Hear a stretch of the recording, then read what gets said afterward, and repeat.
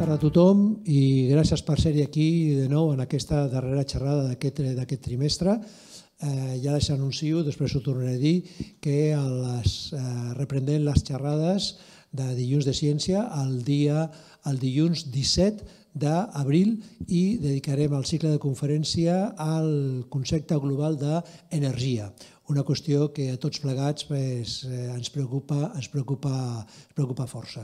I farem tot un seguit de xerrades fins al voltant de Sant Joan, el mes d'abril, el mes de maig i el mes de juny. Ja els passarem a tots vostès al programa. Jo tinc el plaer de presentar-los al doctor Andrés Castro Torres, que ell és investigador Beatriu de Pinós, que és un dels ajuts que la Generalitat de Catalunya dona. Ell treballa en el Centre d'Estudis Demogràfics, que és un centre d'estudis que va crear la doctora Rosa Cabré, i senzillament ell treballa en diversos àmbits. Ell és sociòleg, és enginyer industrial i a més va treure tots uns estudis d'estadística a la Universitat Nacional de Colòmbia i després es va doctorar en demografia i sociologia a la Universitat de Pennsilvània als Estats Units. I el seu àmbit de treball bàsicament són dos àmbits. Un és estudiar tot allò de les desigualtats socials a Amèrica Llatina i Estats Units i sobretot en aquest cas, en el cas d'Espanya, tot el que és, com hem vist a partir del que és la crisi del 2008, la pandèmia, etc., tot el tema de la creixent desigualtat social i en relació al que és tot el que són els canvis de família que en aquests moments estem vivint. Hem de pensar que, per exemple, en la proposta de la nova llei de famílies que senzillament es vol tirar endavant a nivell del que és el Parlament espanyol, senzillament ja s'estan plantejant d'alguna manera formalitzar que en aquests moments podem parlar de 11 models de família a Espanya. Bé, nosaltres sabem que som un país que ha fet una transició molt ràpida des dels anys 80, en el qual hi havia un model de família establert i ràpidament nosaltres en 40 anys hem passat a uns models, a un tipus de societat força diferent. A més d'aquests estudis de caràcter social sobre les condicions de vida materials de les persones al llarg de la seva vida, el que són aquestes vies familiars i tots els condicionaments, que hi ha el doctor Castro, ell també estudia, uns altres dels seus vessants, estudia el del que avui ens parlarà. Que perquè ens entenguem una mica, jo voldria posar-hi un exemple. El resum que vostès tenen ja poden veure i fins i tot la imatge que apareix, amb aquesta imatge, amb el que és la publicitat de la conferència, l'anunci de la conferència, ja diu que Estats Units, Xina, Anglaterra són els llocs fonamentals de producció del que és el coneixement científic. I tot això té tot un seguit, diguem-li, de derivades. Mirin, l'investigador Rafael Vilasanjuan, que és investigador del Centre de l'Institut de Salut Global d'aquí de Barcelona, ell posa un exemple per entendre les diferències entre el que és el nord i el que és el sud. Quan ell, arran de la pandèmia, durant la pandèmia i arran de la pandèmia, senzillament ell treballa molt sobretot el que és Amèrica del Sud, Àfrica, i ell, per exemple, en els països africans, quan ell parlava del que eren senzillament del tema de la lluita contra la pandèmia, contra la Covid, senzillament els ministres de salut d'alguns països senzillament li comentaven que ells no podien fer el que nosaltres hem fet. És a dir, nosaltres, a través d'una aplicació, o fins i tot ja després, tu podies presentar-te en un indret, Plaça Espanya o altres indrets, i tu podies anar-te a vacunar. I per què nosaltres podíem anar a vacunar? Doncs mira, nosaltres podíem anar a vacunar perquè senzillament la Unió Europea va comprar milions de vacunes. Què passa amb les vacunes? Que les vacunes senzillament no és com una fàbrica de cotxes. O sigui, tu tens una fàbrica de cotxes que tu produeixes i els poses al mercat. I senzillament les persones van i compren el cotxe. Les vacunes és diferent. Les vacunes senzillament tu les has d'encarregar. I senzillament, si tu no encarregues vacunes, les farmacèutiques no les produeixen, o sigui, no tenen un estoc de vacunes, sinó que senzillament tu has d'encarregar 5 milions, 10 milions, 200 milions de vacunes. Llavors, l'empresa fa un acord amb tu i llavors aquest acord el que fa senzillament és que tu encarregues i a través d'uns acords tu pagaràs tant preu per aquestes vacunes. En els països del sud global, aquesta situació no és així. Molts països, senzillament, no podien fer aquest encàrrec i, per tant, no podien fer aquesta vacunació global. No podien dir, no, miri, tota la població senzillament vagi a tal lloc per tal que els puguin vacunar. Aquesta diferència entre el que és, diguem-li, el nord global i el sud global, amb la pandèmia es va posar molt de manifest. A hores d'ara, a Àfrica del Sud, a Johannesburg, senzillament s'està treballant, a Àfrica del Sud és potser el lloc del món on hi ha més persones amb sida. Doncs bé, ja des de fa molt de temps s'està treballant en tot un seguit de retrovirals senzillament per lluitar contra el que és aquesta pandèmia. A la vegada estan treballant molt senzillament amb una aliança amb Índia i amb Brasil, senzillament per aconseguir unes vacunes Covid que senzillament no siguin produïdes per les grans farmacèutiques. I a més, si aconsegueixen aquestes vacunes seran totalment lliures, d'accés lliure per tot el món.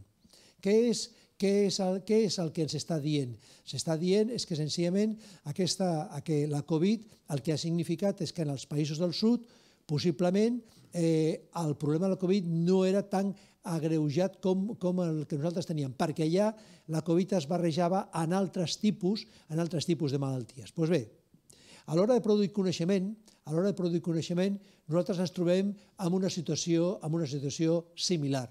Quan el coneixement es produeix, senzillament es produeix fonamentalment en uns determinats indrets.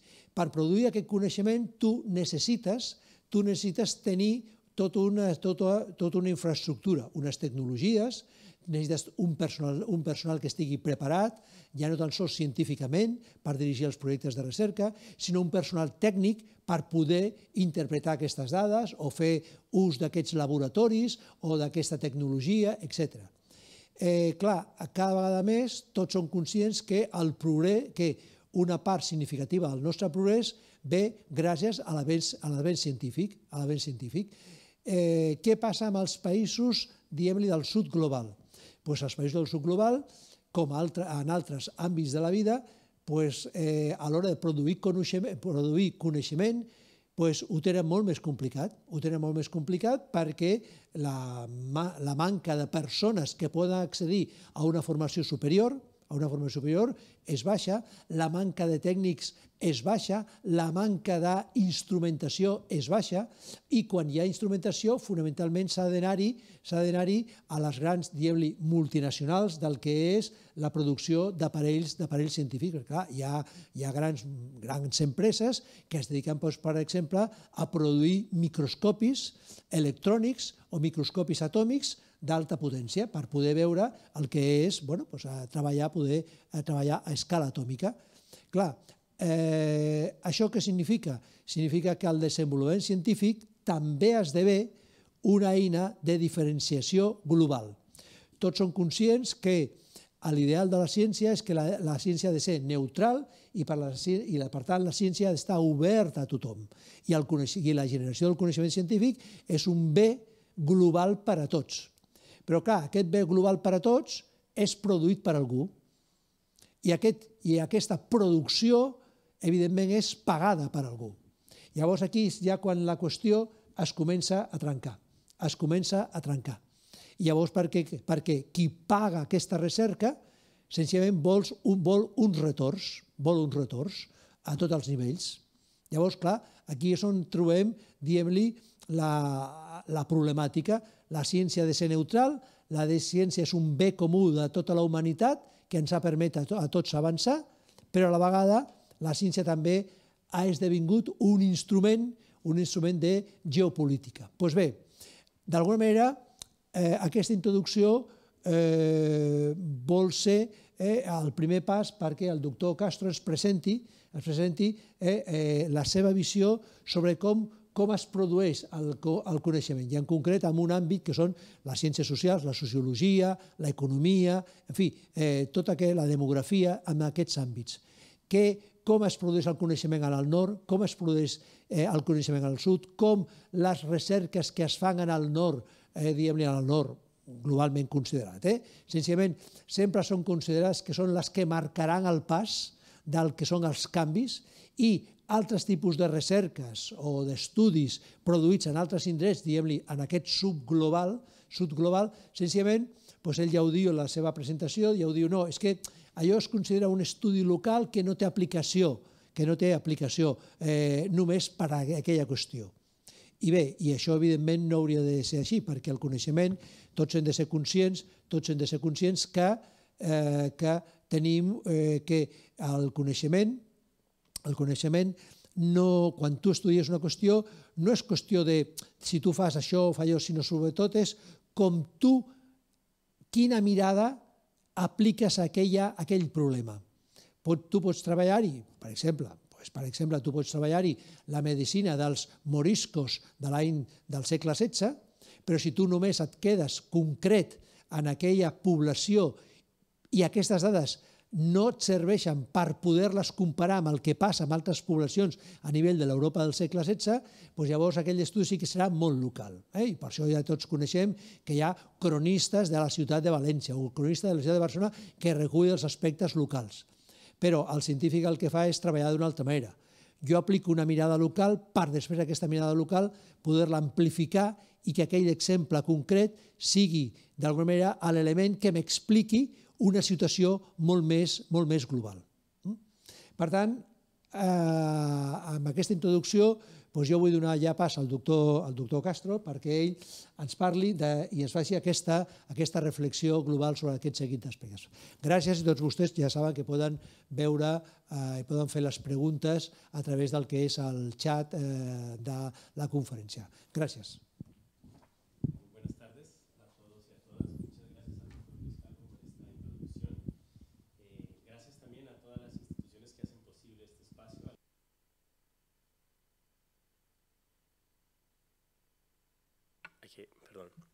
Bueno, vuelvo a decir, buenas tardes a todos y a todas. Muchas gracias al doctor Luis Calvo por esta introducción, a todas las instituciones que hacen posible esta oportunidad que tengo de presentar hoy mi investigación, a la serie Dijuns de Ciencia, gracias también por hacer posible este espacio. Y de hecho, efectivamente, la introducción que nos ha hecho el doctor Calvo ha adelantado uno de los muchos conceptos que son muy importantes para comprender las dinámicas globales de producción del conocimiento, así que es una manera muy adecuada para empezar esta presentación.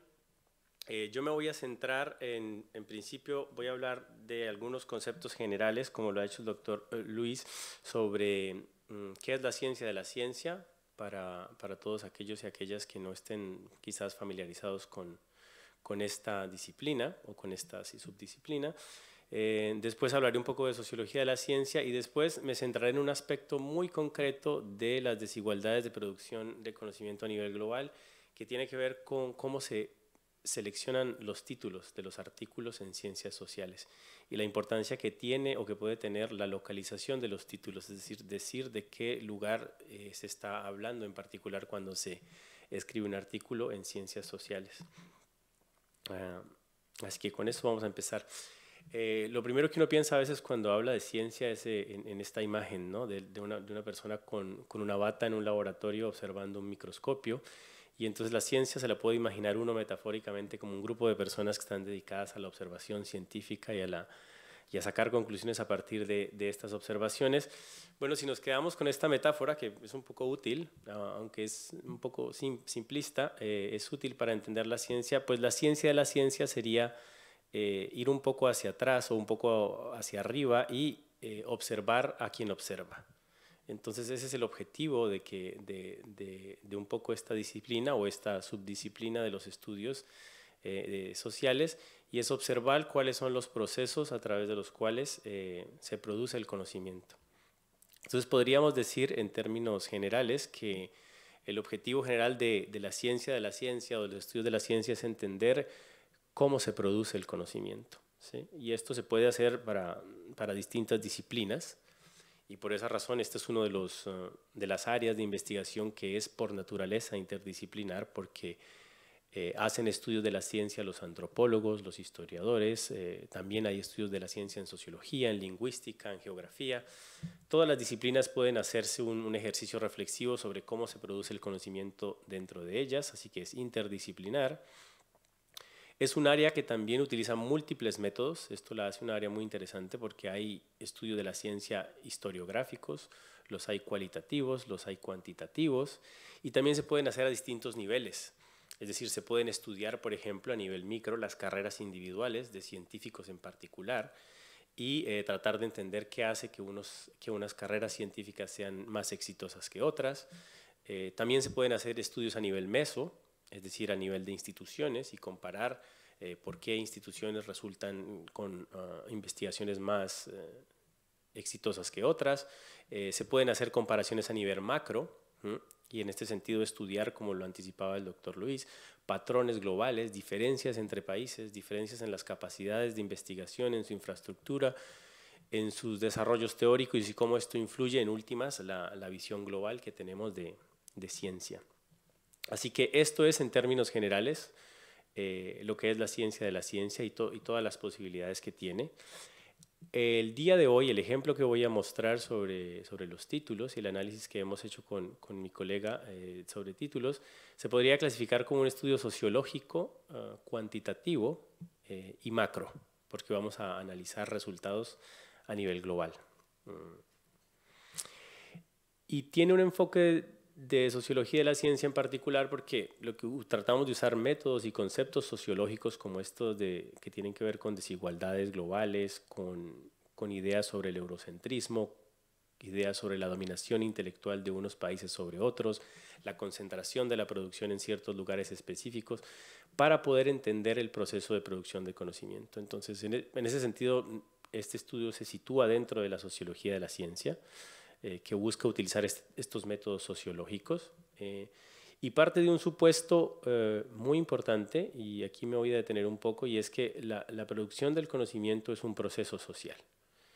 Y cuando hablamos de proceso social, los sociólogos nos referimos a que se trata de algo que va más allá de la simple suma de las acciones individuales, en el que están involucrados intereses, pero también desigualdades preexistentes, pero también sí, personas que están más o menos involucradas en la financiación de las investigaciones, y todo esto le da una forma social al proceso de producción de conocimiento.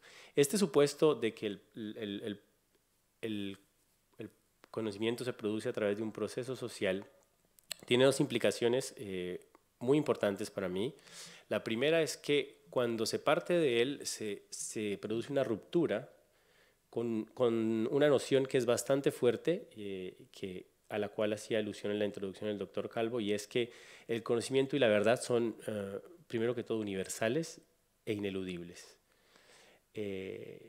Al empezar a hacer estudios de la ciencia tenemos que romper con estas dos nociones y aceptar que distintas sociedades podrían conllevar a distintas formas de conocimiento. Es decir, que no hay una sola verdad, que no hay un solo conocimiento, que una sociedad X nos llevaría a producir un conocimiento X, y que si viviéramos en una sociedad Y, esa sociedad Y nos llevaría a producir un conocimiento Y, que el conocimiento es de alguna manera relativo, y que cada desarrollo científico en una dirección no es un desarrollo ineludible, sino que es uno de tantos caminos posibles que se produjo en una sociedad dado las condiciones históricas y materiales de ese preciso momento, o de cómo se desarrolló la investigación en ese contexto. Es decir, es una ruptura, si se quiere, un poco similar a la ruptura que hace la sociología de la religión, ¿no? Al decir, bueno, la religión no es algo innato, hay un proceso de transmisión intergeneracional de la religión, es decir, de los padres transmiten a sus hijos las creencias religiosas, Y si esa transmisión desaparece, la religión desaparece. Pero lo mismo sucede con el conocimiento. No hay nada ineludible. Los descubrimientos más importantes, y voy a dar algunas referencias al respecto, en física, en química, en matemáticas, algunos sociólogos de la ciencia han demostrado que son de alguna manera contingentes. Habían podido desarrollarse la ciencia y de hecho hay ejemplos históricos de momentos donde la ciencia ha tomado rumbos distintos que se han considerado durante cierta época exitosos y que después los paradigmas han cambiado. Entonces, de esta manera es, creo yo, una noción importante esto de romper con el universalismo o con la creencia de que la verdad es única. Y que siempre, bueno, cuando hay un proceso como este, la imposición de cierta verdad es, el precio de tener cierta verdad es esconder algunas otras o algunas formas alternativas de entender el mundo. Y la segunda es que si asumimos que el proceso de producción de conocimiento es un proceso social, pues estamos asumiendo que es un proceso que está sujeto a las desigualdades sociales, a las relaciones de dominación, a los intereses económicos, a los intereses institucionales. Y bueno, esto todo puede parecer un poco negativo, pero lo positivo de esto es que si este es el caso, pues vamos a poder estudiarlo, vamos a poder entenderlo, porque si esto es verdad, pues esto se va a reflejar en algunos patrones, ¿sí? Y esto es lo que hace posible las ciencias sociales en general, ¿no? Poder encontrar patrones en los comportamientos de las personas, de las instituciones, para después poder capturarlos de alguna manera, como lo hacemos en la ciencia. Volvemos a la metáfora del microscopio, ¿no? Tomar nuestro microscopio, observar patrones y dar una interpretación. Así que eso es sociología de la ciencia, un poco, una ruptura importante con estas ideas de universalidad y carácter ineludible, y la importancia de reconocer que como proceso social está sujeto a la existencia de desigualdades. Algunos ejemplos de libros clásicos en el área, que para quienes estén interesados pueden mirar, digamos, algunas de las ideas que he compartido aquí vienen de estos libros. Se considera como fundador de los estudios de la ciencia en muchos ámbitos al sociólogo Robert K. Merton. Incluso de sus obras más tempranas, 1930, ya habían algunos indicios sobre esto, pero quizás esta es su obra más conocida, Teoría Social y Estructura Social, del 49. Después, en el año 62, aparece un libro muy importante para los estudios de la ciencia, La estructura de la revolución científica, de Thomas Kuhn. En química están los estudios de Bruno Latour y Stevie Woolgar, La vida en el laboratorio. Estos son estudios etnográficos. Los de Kuhn son, digamos, los de Merton son teoría sociológica, Kuhn son estudios históricos. Bruno Latour y Steve Woolgar, La vida en el laboratorio, son estudios cualitativos de pasar mucho tiempo en el laboratorio con las personas que hacen la investigación. Y el de Andrew Pickering sobre el desarrollo de la física de partículas en los años finales de los 60 y en los años 70. Así que esta es 4 referencias nada más. El campo es mucho más rico, pero simplemente para mostrar la diversidad de estudios que hay, que tienen que ver con muchas disciplinas, y que este es un campo rico de investigación que tiene, bueno, obras sólidas y que continúa desarrollándose. Ahora una pregunta que me gusta hacer cuando pienso en sociología de la ciencia, la traigo de un libro de Pierre Bourdieu, Cuestiones de Sociología. Él se la hace para la sociología en general. Dice, bueno, a veces es difícil legitimar la existencia de la sociología como ciencia porque siempre algo de ignorancia o de confianza en el mundo social es necesario para poder vivir. Es decir, no tenemos que entender todo completamente para poder sobrevivir. Digamos, un ejemplo muy sencillo, cuando tomamos un ascensor para subir en algún edificio, no necesitamos entender la mecánica que opera la máquina. Tampoco necesitamos entender y saber si los mantenimientos estuvieron correctamente hechos, si la máquina está suficiente bien en términos de su funcionamiento. Es decir, algo tenemos que ignorar del mundo social para poder seguir adelante. Entonces Bourdieu se hace la pregunta, ¿es posible vivir, más o menos así en este libro, ¿es posible vivir en una sociedad que se conoce muy bien a sí misma? O si de alguna manera el hiperconocimiento de nuestra sociedad nos llevaría a un estado de incertidumbre y de insatisfacción que no nos permitiría vivir. Bueno, él responde en ese libro que la respuesta es sí, porque cuanto más conocemos nuestras necesidades como sociedad, más aumentamos nuestra capacidad de ser libres. Entonces, yo la traigo un poco al campo de estudios de la ciencia diciendo, es posible hacer ciencia y al mismo tiempo cuestionar los procesos de producción del conocimiento, ¿no?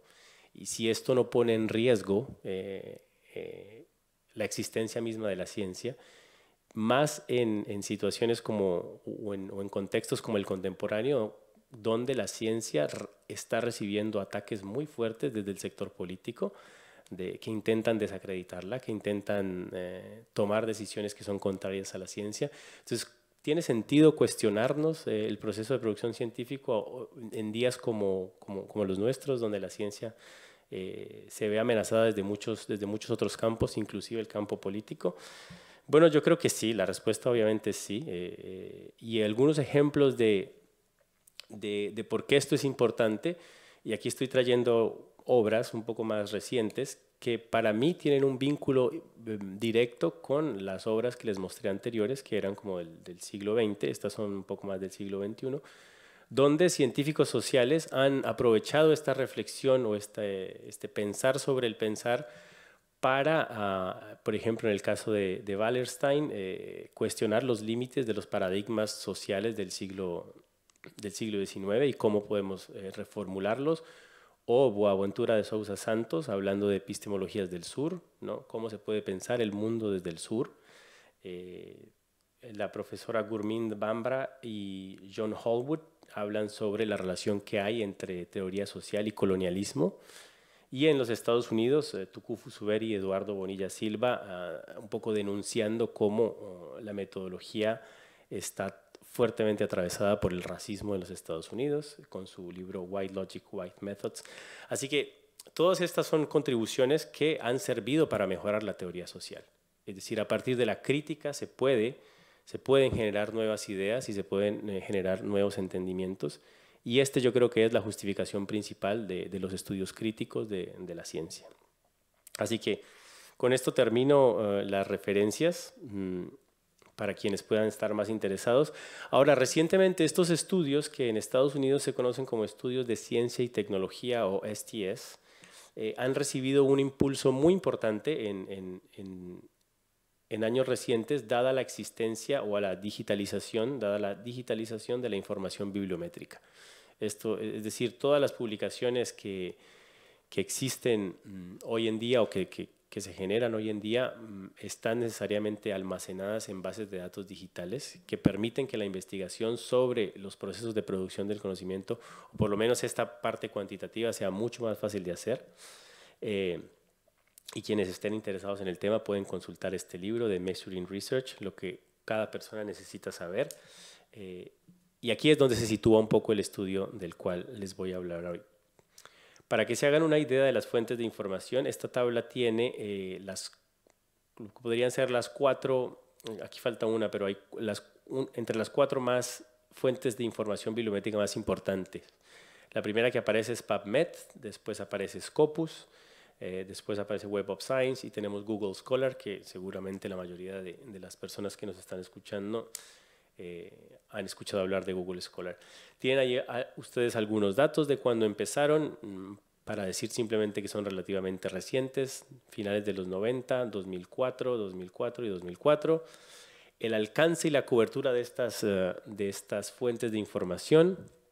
En el caso de PubMed hay 6.000 revistas. Bueno, cuando en el 2008 habían 6.000, quizás hoy habían un poco más. Casi 13.000 en Scopus, 9.000 en Web of Science. Esto es para que ustedes se hagan una idea de la dimensión de estas bases de datos, ¿no? El lenguaje predominante en todas es el inglés, aunque existen artículos en otros lenguajes, en otros idiomas en estas publicaciones. Y como pueden ver, la concentración de estas bases de datos pues varía. En el caso de PubMed es principalmente ciencias médicas. Scopus y Web of Science son un poco más diversas y Google Scholar en teoría recoge información de todas las disciplinas posibles del conocimiento. Cubren periodos más o menos similares, la única diferencia es que Web of Science empieza en 1900 y en el caso de Google Scholar en teoría todo lo que esté digitalizado hace parte de Google Scholar. algo más sobre cómo se actualizan estas fuentes de información diariamente en el caso del PubMed y semanalmente o mensualmente en el caso de Google Scholar y las otras. Esto para decir que son bases de datos que crecen permanentemente. Cada semana hay una nueva base de datos, hay publicaciones que se agregan y esto sucede en el orden de los miles de artículos por día, por semana y por mes. Y principalmente fueron creadas estas bases para lo que está escrito en esta última columna, análisis de citas, ¿no?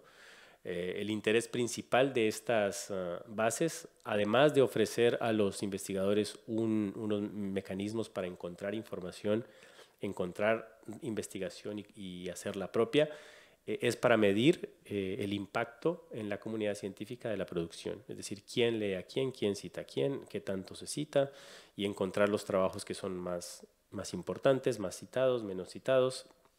Sí, esa es la fuente de información que se utiliza hoy en día. Estas son las fuentes de información que se utilizan hoy en día en la investigación bibliométrica en el campo de estudios de la ciencia.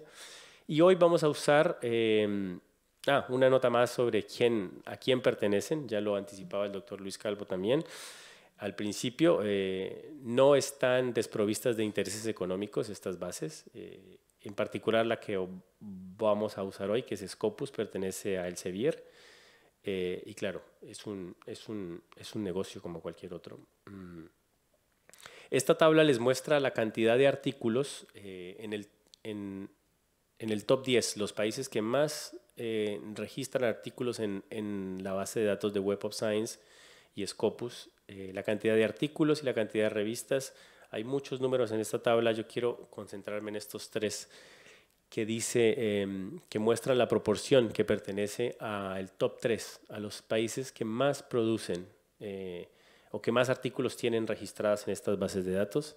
El primero es Estados Unidos y como ustedes ven ahí tiene un 22.5% de las publicaciones que están indexadas en la base de datos de Scopus, que es una de las más importantes.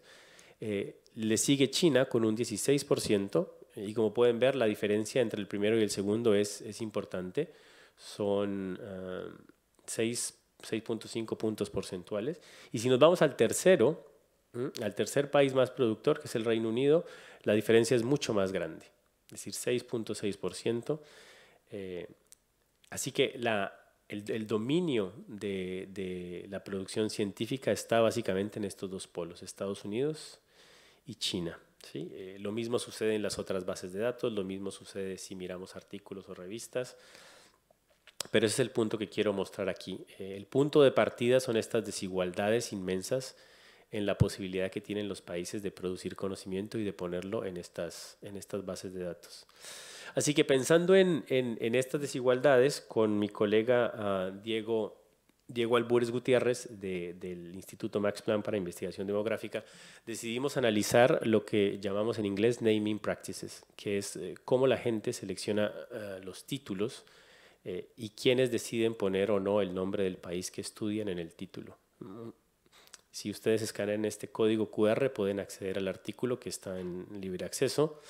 Y una manera de traducirlo al castellano sería Norte y Sur, un estudio sobre desigualdades globales en la producción del conocimiento a través de los títulos de los artículos científicos. Entonces, sabemos que hay desigualdades en términos del volumen de producción, de quién tiene la capacidad de producir y quién no. Aquí nos queremos centrar en esto de los títulos. ¿Por qué? ¿Y por qué centrarse en los títulos? Bueno, voy a tratar de motivar esta investigación poniéndolos a ustedes en una situación hipotética. Imaginen que están en un aeropuerto esperando su vuelo y de pronto se encuentran que en las pantallas sale que su vuelo ha sido retrasado. Entonces van a tener que esperar ustedes 2 o 3 horas más de lo que esperaban. Y en las sillas en la sala de espera del aeropuerto se encuentran con estos 4 artículos. ¿Sí? Ya ustedes revisaron su correo electrónico, ya no tienen nada más que hacer, ya respondieron todos los mensajes de las redes sociales y dicen, bueno, voy a leer un artículo mientras espero el vuelo. Y están estos 4. Historia de la sexualidad en Europa, historia de la sexualidad en Bolivia durante el siglo XIX, Historia de la sexualidad en los Estados Unidos e Historia de la sexualidad, simplemente. La pregunta que les haría yo ahora es, ¿cuál artículo leería? Entonces, para ver qué piensa la gente que está aquí escuchándonos ahora, me gustaría que por favor escanearan este código o fueran a la página menti.com y pusieran el código que ven ahí en la pantalla, 6691-6958, y escogieran cuál de estos artículos leerían mientras su vuelo se normaliza. Entonces, en principio aquí deberíamos ver los resultados.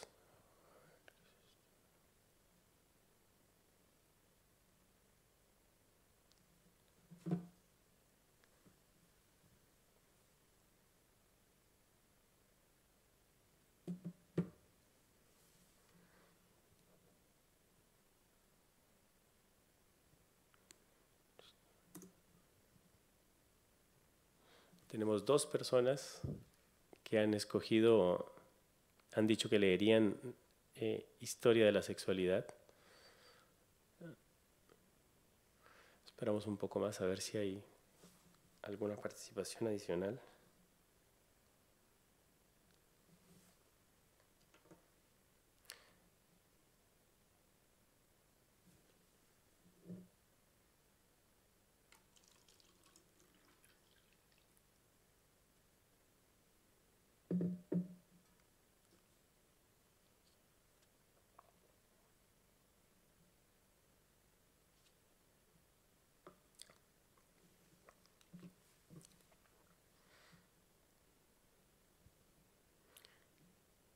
Aquí está la información nuevamente por si no lograron entrar.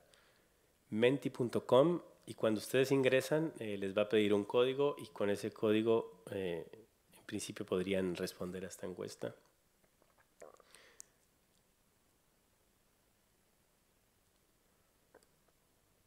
Bueno, lo dejamos ahí y vemos si hay más participación más adelante. Bueno, la idea con estos títulos es, yo los escogí, claro, de manera intencionada, unos más específicos que otros, unos mencionando un país, otros no, y el título debe ser más o menos familiar para personas que han estudiado ciencias sociales en Europa, porque está un libro muy famoso de Michel Foucault que se titula justamente así, ¿no? Historia de la sexualidad. Pensando en que la encuesta no podría no funcionar porque no siempre se tienen acceso a estos recursos, se lo pregunté a ChatGPT. Para quienes no conocen, ChatGPT es una plataforma muy en boga por estos días que permite hacer preguntas, y ChatGPT, utilizando algoritmos de inteligencia artificial, devuelve una respuesta, ¿sí? Entonces le pregunté a ChatGPT, ¿qué artículo es más relevante? ¿Historia de la sexualidad o Historia de la sexualidad en Bolivia durante el siglo XIX? Y ustedes ya se imaginarán la respuesta que me ha dado ChatGPT, ¿no? Depende de tus intereses, me dijo, y el propósito de tu investigación. Y aquí está lo importante. Si estás buscando una visión general de la historia de la sexualidad, entonces el primer título, Historia de la sexualidad, es el artículo más relevante. Te proporcionaría una comprensión general de cómo la sexualidad ha sido entendida y experimentada, escuchen bien, en diferentes culturas y periodos del tiempo. Es decir, que este título, sin referencia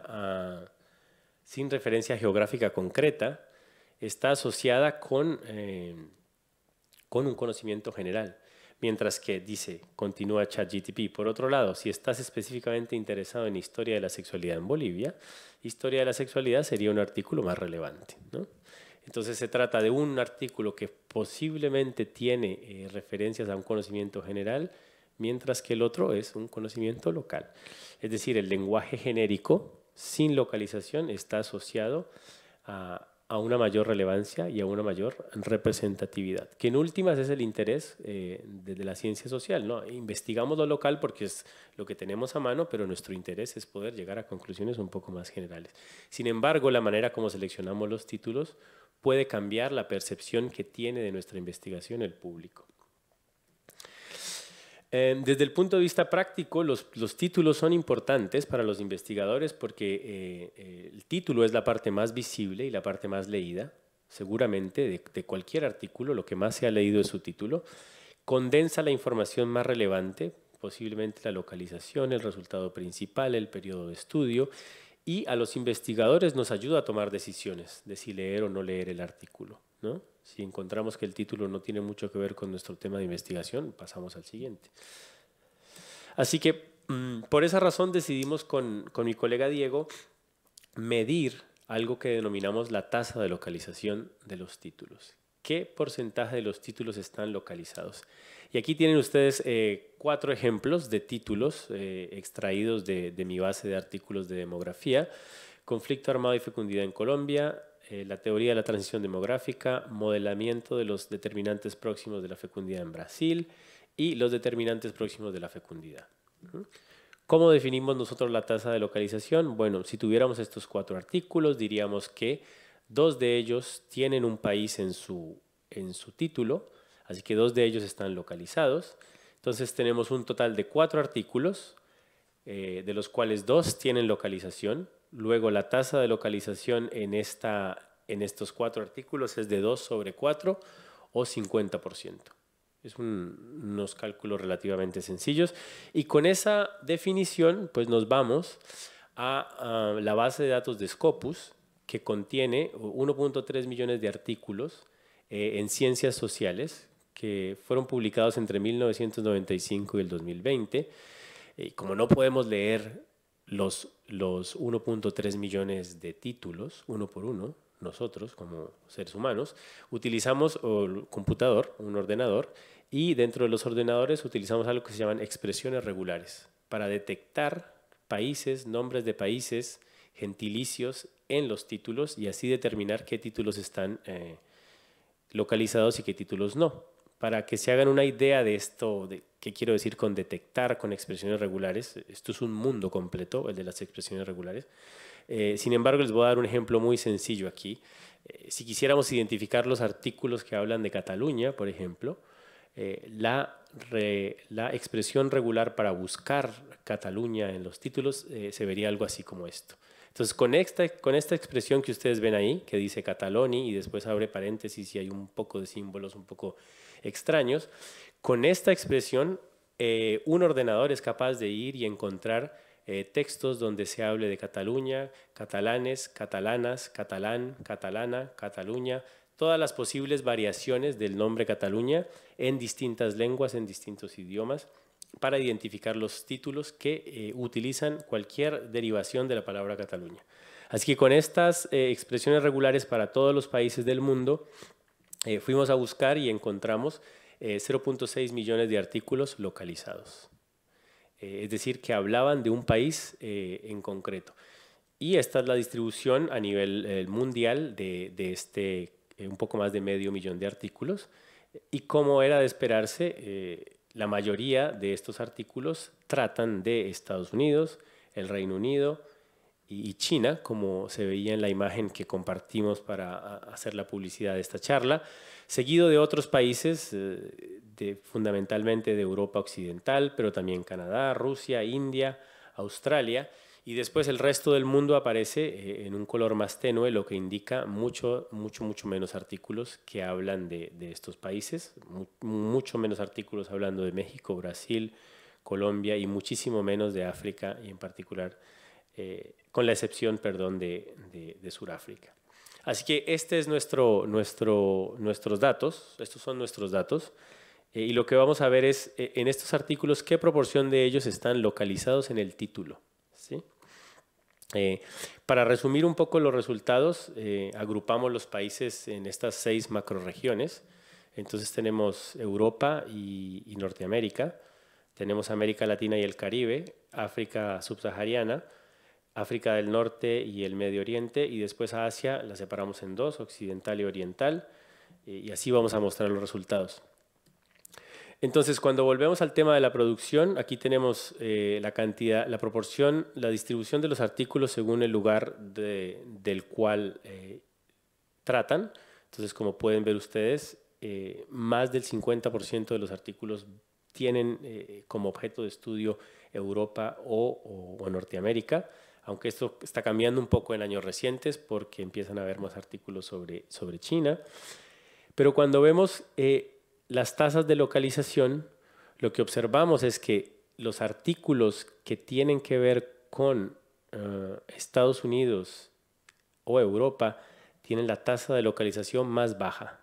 Apenas el 40% de los artículos que hablan de Estados Unidos ponen la palabra Estados Unidos en el título. Y esto es cierto también para los artículos sobre Europa. Entonces, cuando se escribe sobre Estados Unidos o se escribe sobre Europa, no se pone en el título. No hace falta decir que se está hablando de Estados Unidos o de Europa. Se sobreentiende que hay una especie de generalizabilidad cuando el conocimiento es sobre países del norte global. Mientras que cuando se trata de artículos que hablan sobre otras regiones, vean ustedes cómo todas las líneas que pertenecen a las otras regiones aparecen por encima. En este caso estamos hablando que más del 60% de los artículos sobre otras regiones del mundo sí que incluyen el nombre del país en su título. La región con la tasa de localización más alta es África subsahariana, que es la línea que se ve ahí en amarillo, seguida por Asia Oriental, que dado el tamaño de la producción de China, pues esta línea básicamente está reflejando la alta tasa de localización de los títulos cuando los artículos vienen de China. Así que cuando la primera vez que hicimos estos resultados, se nos vino a la cabeza este tweet de la cuenta Terrible Maps, que hacía referencia a cómo en algunas ocasiones los medios de comunicación, de manera un poco irresponsable, cuando hablan de la comunidad internacional, en realidad se están refiriendo a estos lugares del mundo, ¿no? A veces se dice, se reunió la comunidad internacional y va a haber la reunión y dice Estados Unidos, Europa y con suerte Australia. Pero el resultado principal de aquí es que los artículos sobre países del norte global tienen tasas de localización más bajas, es decir, no hace falta enunciar los lugares cuando se trata del norte global. Esto es como se vería el mapa de las tasas de localización por país. Entonces, como ustedes ven bien, los países del norte global tienen los colores más claros, que quiere decir las tasas de localización más bajas. De hecho, en Estados Unidos, apenas el 20% de los artículos que se publican sobre Estados Unidos ponen en el título la localización, mientras que estos porcentajes son muy altos, por encima del 65% hasta el 77% en África subsahariana, en China y en algunos lugares de América Latina. De hecho, si nos concentráramos en los países de estos dos colores, de los dos colores más claros, es decir, con tasas de localización entre el 20 y el 50%, casi que nos quedaríamos con el mapa de la comunidad internacional de Twitter, para decir que es una cuestión sistemática del norte global, de no enunciar los países que se estudian en los títulos de los artículos.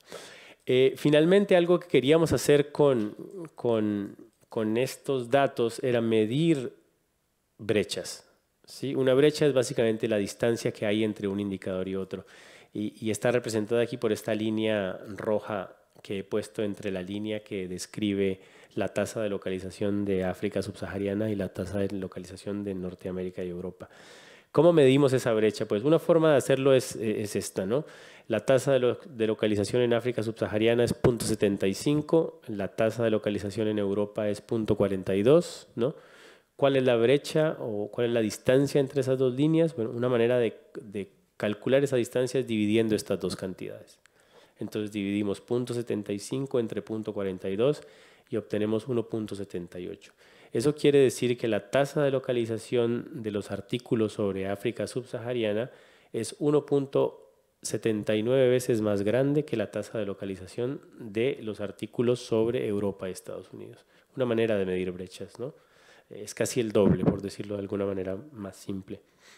Entonces medimos esas brechas utilizando modelos estadísticos de cada país con respecto a los Estados Unidos, porque los Estados Unidos es el país con la tasa de localización más baja. Y esto fue lo que encontramos.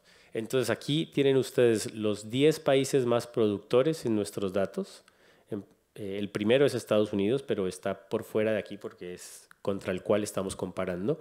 Pero después tenemos China, el Reino Unido, Australia, India, Canadá, Alemania, Francia, Rusia y Brasil. Sí, y después tenemos el resto de países agrupados según sus regiones, como lo ven en este mapa.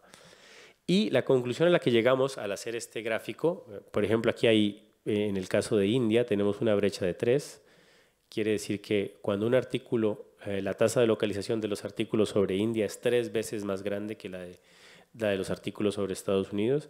Y la conclusión a la que llegamos con este gráfico es que todos los países y las regiones del sur global tienen una tasa de localización que es casi 3 veces más grande que la de los Estados Unidos. Y es esta línea que ustedes ven aquí. Todo lo que está a la derecha de esa línea roja punteada indica una brecha de casi 3 veces más grande tasa de localización, y son todos países o regiones del sur global. Todo lo que está a la izquierda implica brechas más pequeñas, y todo lo que está a la izquierda en este caso está de color verde porque pertenece al grupo de los países del norte global. ¿Existen brechas en Europa? Sí, pero son mucho más moderadas que las brechas entre el norte y el sur global. Así que, a manera de conclusión, pues consideramos con este trabajo que se debe reflexionar sobre cómo redactamos los títulos. Creemos que es importante mencionar la localización, porque de esta manera se puede evitar reproducir relaciones nocivas de dominación intelectual que dan por sentada la universalidad y el carácter generalizable de la investigación que se hace en el norte global, y que por consecuencia toma a la investigación del sur global como casos excepcionales, como casos locales, como conocimiento que solo sirve para un contexto específico. Y creo que pensar de esa manera se limita la inclusividad en las ciencias sociales y del comportamiento, y creo que esto es algo que debemos evitar para hacer de las ciencias sociales un campo plural donde quepan distintas formas de hacer ciencia, distintas verdades y distintas formas de entender nuestro mundo.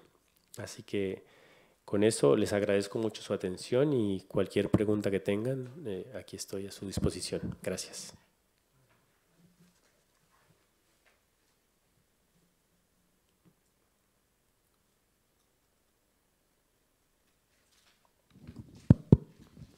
Buenas tardes y muchas gracias, doctor Castro, por esta magnífica conferencia en la que sencillamente pone de manifiesto, bueno, pues uno de los aspectos que hemos comentado en esta casa y que cada vez se ponen más de manifiesto, es que gracias a este estudio, que realmente podemos decir que es muy creativo, es muy creativo porque realmente pone el acento en unos aspectos que pocas veces se piensa.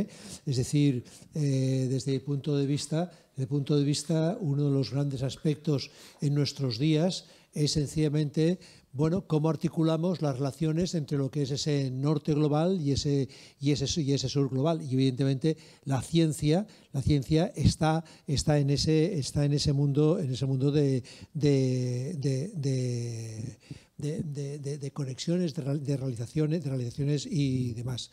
Evidentemente, el doctor Castro nos ha puesto de manifiesto un aspecto que creo que es realmente importante, es sobre todo en la introducción, cuando él ha hablado de que de una parte el conocimiento es relativo.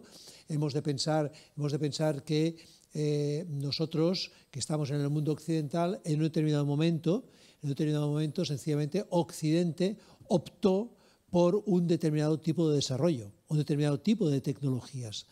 Otras áreas del mundo, por ejemplo, pues China, no optaron por ese tipo de desarrollo tecnológico, o otro tipo de sociedades sencillamente no optaron por desarrollos tecnológicos. Es decir, me estoy refiriendo a aquellas sociedades que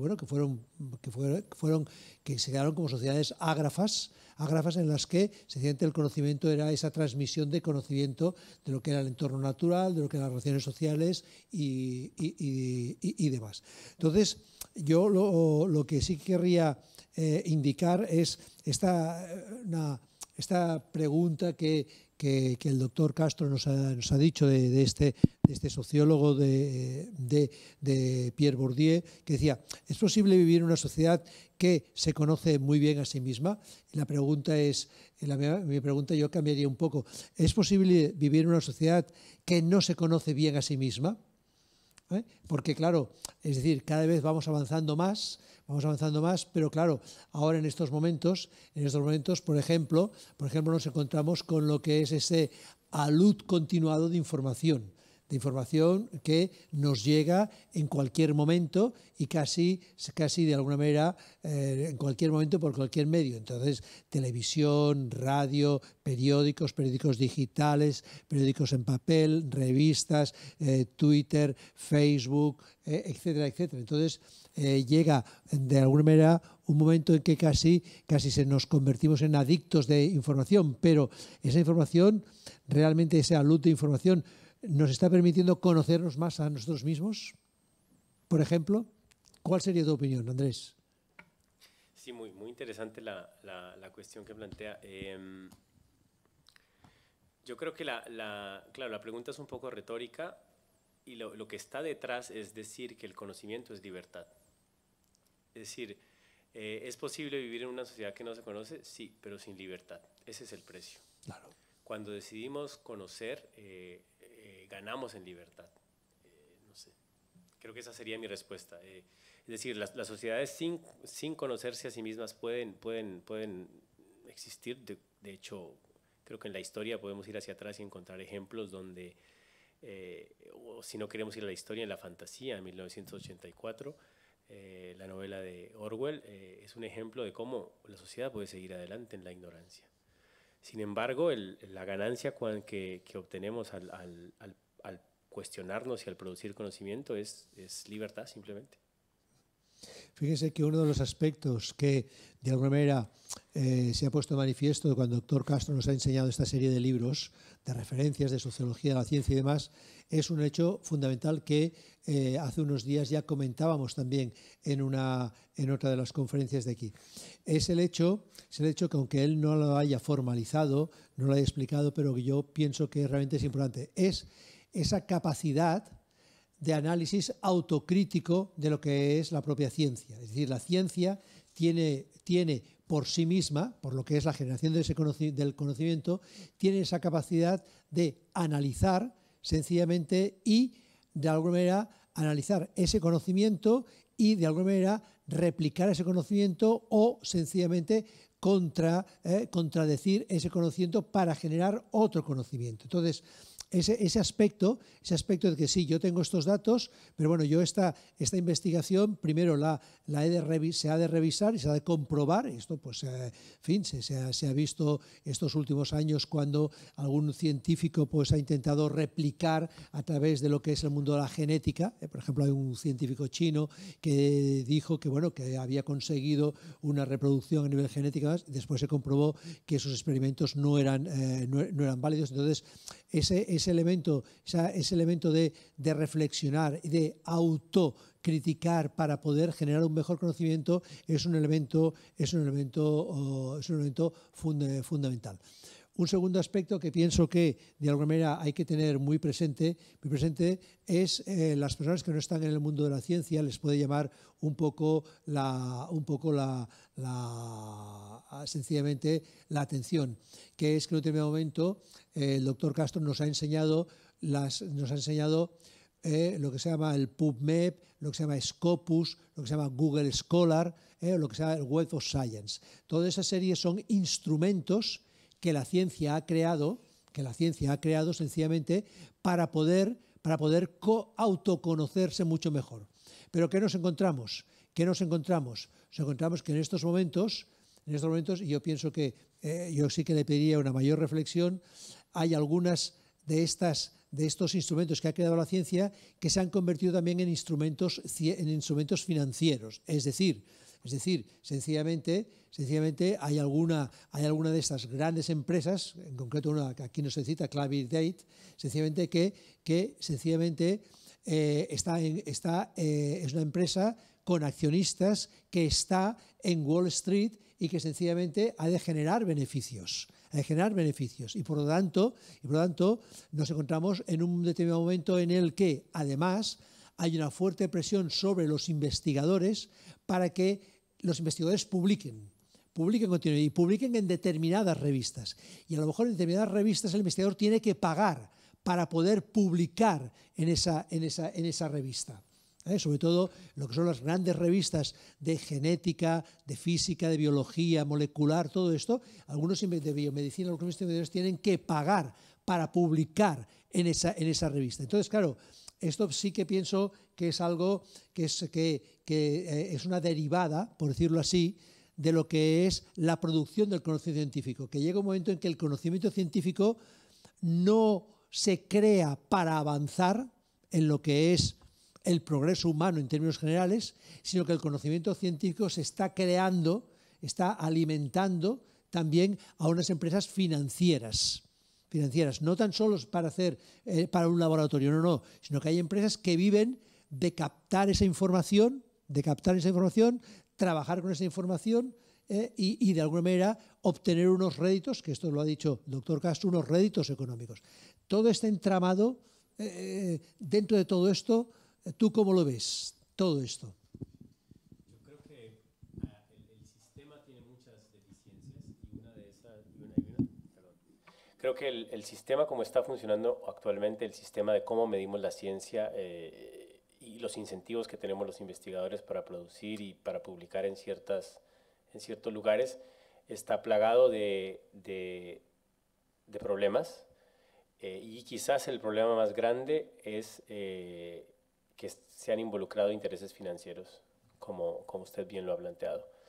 Es el caso de Web of Science, es el caso de Scopus, y son mecanismos que al final generan unas injusticias muy, muy grandes, perjudican la producción de conocimiento porque se vuelven el objetivo en sí mismo, ya deja de ser el objetivo producir conocimiento de alta calidad y se convierte el objetivo en simplemente figurar o mejorar estos indicadores, porque al final, digamos, es por eso que estas empresas generan sus utilidades. Entonces se pierde completamente el objetivo de la investigación y además se refuerzan estas desigualdades de sur y norte, porque esto no lo mencioné durante la presentación, pero la producción científica de lo que hemos hablado durante toda esta charla, como que hemos denominado sur global, está subrepresentada en estas bases de datos. Entonces, para sumar un problema adicional al que usted ya menciona de la contaminación de los intereses financieros en la ciencia, está este otro problema de la invisibilización de la producción científica del sur global. Muy pocos autores de países de América Latina, de países asiáticos y de países africanos llegan a publicar en revistas que están reconocidas por Scopus y de Web of Science. Y claro, el reconocimiento de estas bases de datos o de estas empresas a las revistas del sur global tiene un interés económico detrás. De tal manera que esto refuerza estas desigualdades norte-sur, que sería un problema adicional al que ya el doctor Calvo ha mencionado sobre, digamos, como traer a la ciencia intereses financieros, la problemática que traen estos intereses financieros. En este sentido, quiero hacer referencia al hecho de que hace unos días, escasamente una semana, por primera vez a un matemático argentino se le ha otorgado el premio más importante de matemáticas que hay en el mundo, que lo otorga la Academia de Ciencias Noruega. Entonces, por primera vez a un profesor argentino, ya mayor, sencillamente se le ha otorgado la medalla Fields, que es esa gran medalla, para los matemáticos. Fíjese, por primera vez, un autor argentino de lengua castellana. Como última pregunta, podríamos decir, respecto a todo esto, y al principio lo comentábamos en la introducción sencillamente, ¿qué percepción tienes tú respecto a lo que es el avance de lo que es el conocimiento en ese sur global? ¿Piensas que cada vez las diferencias entre sur y norte global, esta serie de mapas, cada vez se van haciendo mayores debido a que el norte tiene muchas más capacidades, aquello popular de que el pez grande se come al chico, es decir, cada vez el grande tiene más recursos y más posibilidades? ¿O piensas que sencillamente que en ese sur global entendido se ha tomado conciencia o existe una mayor, o está creciendo la conciencia de que invertir en ciencia significa invertir en progreso de sus países y demás? Debo confesar que cuando empezamos esta investigación mi hipótesis iba por el lado de pensar que las brechas norte-sur estaban aumentando. Sin embargo, al mirar estos resultados, me he vuelto a este gráfico simplemente porque me sorprendió cuando lo hicimos por primera vez encontrar este nivel de estabilidad. Es decir, si ustedes se dan cuenta, todas estas líneas que ven aquí que reflejan las tendencias que traté de discutir son casi que líneas planas. Es decir, nada o muy poco ha cambiado en el tiempo. Es decir, tanto las distancias entre países como la tendencia de las regiones que están aquí graficadas son más o menos estables. Y yo creo que esto es consecuencia de dos cosas que ya mencionaba usted. Primero, hay una conciencia más grande en el sur global de la importancia de la producción científica y hay lugares en el sur global que hoy en día producen que hoy en día producen mucho más conocimientos relevantes en muchas disciplinas. Por ejemplo, en América Latina, la potencia científica de países como Brasil, México, Argentina, Colombia está creciendo, así que hay potencial y eso se ve reflejado, por ejemplo, en personas como yo, inmigrantes de países del sur global que estamos en universidades europeas o en universidades estadounidenses contribuyendo a la producción científica, pero que fuimos formados en nuestros países de origen. Así que está eso, pero también las diferencias preexistentes en la capacidad, en la infraestructura, que son un legado del periodo colonial, son tan grandes que sería muy difícil pensar que en el corto plazo el sur global va simplemente a alcanzar la misma capacidad productiva en términos científicos del norte. Hay una deuda inmensa una deuda inmensa de los países que en algún momento colonizaron los espacios del sur global, que no se puede saldar simplemente con que el sur global intente alcanzar al norte en esta carrera, ¿eh? Es decir, la brecha es tan grande que la estabilidad que podemos quizás observar hoy o que yo intuyo hoy con base en esta figura es el resultado de una pujanza muy grande del sur, pero también, es decir, en el norte el progreso de la ciencia no para. De tal manera que yo creo que esa doble dinámica genera que las desigualdades parezcan, por lo menos desde mi perspectiva, más bien estables. Pero entonces, y tan solo con esto acabamos, hay un filósofo, Michael Sandel, que hizo hace un año y medio aproximadamente, un libro sobre el mérito de la meritocracia. El mérito de la meritocracia, en el que hace una reflexión y que dice bien, nos encontramos que personas que pues tienen unas altas capacidades, que en las sociedades occidentales, pues sencillamente, gracias a su mérito, gracias a su esfuerzo, salen de ese entorno económico, social bajo, para poder estudiar y poder llegar mucho más alto. Y de alguna manera, en el mundo, en esto que estás presentando, nos encontramos la misma cuestión. Hay personas que pueden, por X razones, tienen posibilidades de salir de ese sur global para irse a formar a ese norte global, porque es donde están las universidades más potentes, más prestigiosas, con las mejores tecnologías, etc.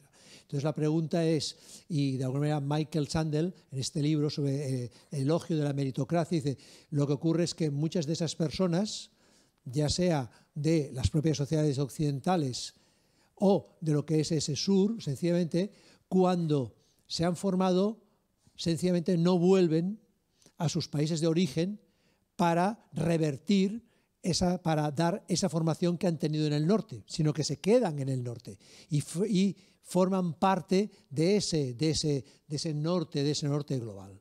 Es decir, ¿tú esto cómo lo ves? Sí, creo que a eso se refiere en algunos casos como la fuga de cerebros, ¿no? Claro, sí.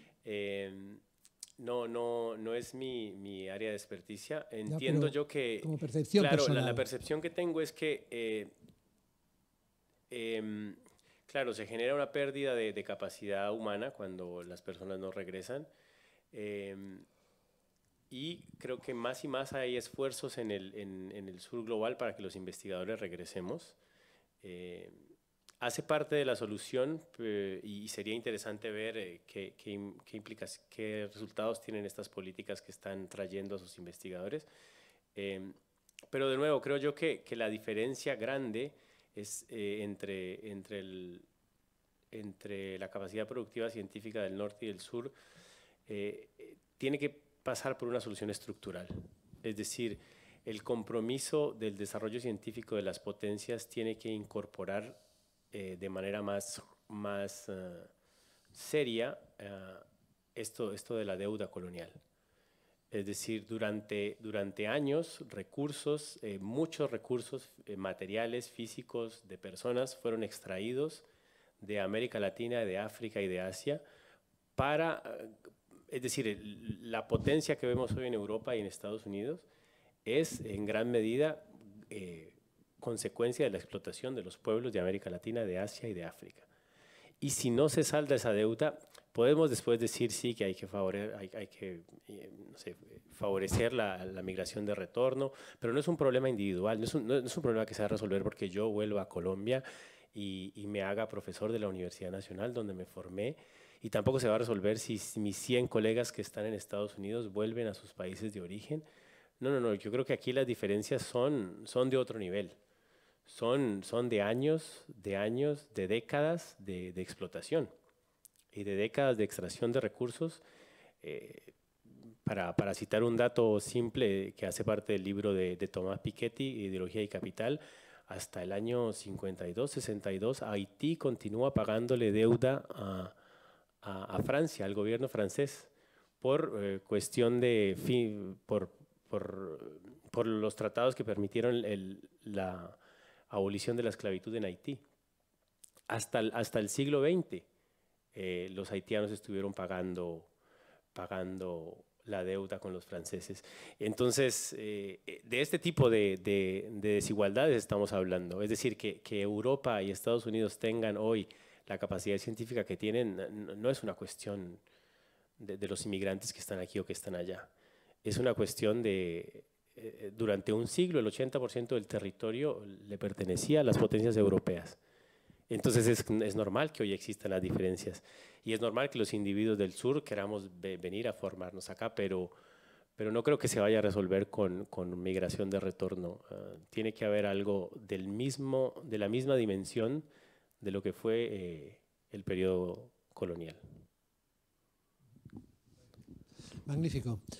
Molt bé, doncs ho deixarem aquí. Ho deixarem aquí, no tenemos más preguntas en el chat. Sencillamente, moltes gràcies. Cuidin-se, que tinguin buena Semana Santa, buena Pascua y sobre todo gracias al doctor Andrés Castro, que nos ha hecho una magnífica conferencia poniendo el dedo en la llaga de un aspecto que realmente a todos nos debería hacer pensar mucho, porque esto evidentemente está íntimamente relacionado con muchos otros aspectos, por ejemplo, pues relacionado con lo que es el cambio global. En aquest sentit, els convido el dia 17 d'abril a les 6 del vespre, dilluns, amb el doctor Joan Grimal, professor d'investigació del CSIC, que començarem amb el tema d'energia i, en fi, farem aquestes 9-10 xerrades al voltant d'aquest aspecte i parlarem d'energia, parlarem del tema de bateries, parlarem fins i tot dels patinets elèctrics, en fi, parlarem de tot un seguit de coses que a tots ens afecten ara, a hores d'ara, d'una manera molt important. Per tant, gràcies, que passin bons dies i tinguin cura. Gràcies.